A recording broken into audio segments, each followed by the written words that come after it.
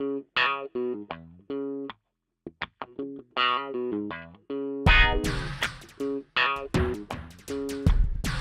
research was a person-centred inquiry into the teaching and learning experiences of reflective practice with regards to pre- and post-registration mental health nurses and the staff that actually teach it here.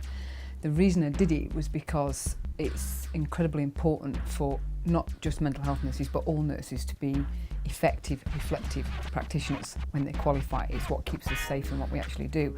And so I decided just to conduct a fairly small scale study really into the students' experience of it and to try and understand what they felt about the way we taught it, what their understanding of reflection and reflective practice was, and really what they wanted from us as the lecturing team to be able to become effective reflective practitioners.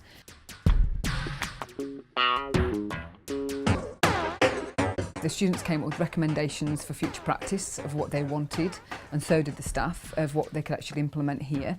One of those recommendations from the students was that they requested reflective practice student support groups, so the students can kind of gain an identity as a mental health group and bond as a group, but also start to be able to process their experiences at the university, out in clinical placement in a safe environment, whereby we can also use what we call kind of a Socratic dialogue to help them to kind of reflect on their experiences and take something from it and put something in practice from their experiences. We also then came up with a new model of reflection. So we came up with a new 11 essential ingredients for successful reflection, and the students and staff and myself, we came up with a new extended description of reflection as well.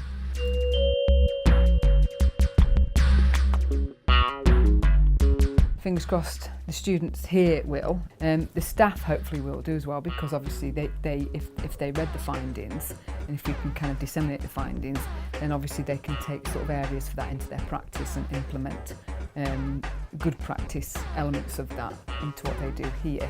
And then obviously if you can publish your findings, then this is the kind of thing that can be implemented in other further education institutions that teach nursing or any other kind of profession really. So we're hoping that it will benefit the students and the staff.